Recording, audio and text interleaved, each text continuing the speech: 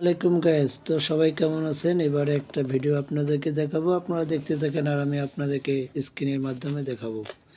তো দেখেন, এখানে রিচ আছে হলো 2552, আর আমার ফলোয়ার আছে 5000 প্লাস। অথচ আমার এখানে ফলোয়ার আমার ভিডিও দেখতেছে মাত্র 36.9%, আর নন ফলোয়ার আমার ভিডিও দেখতেছে 63.1%। এই হলো ফলোয়ারের ভালোবাসা।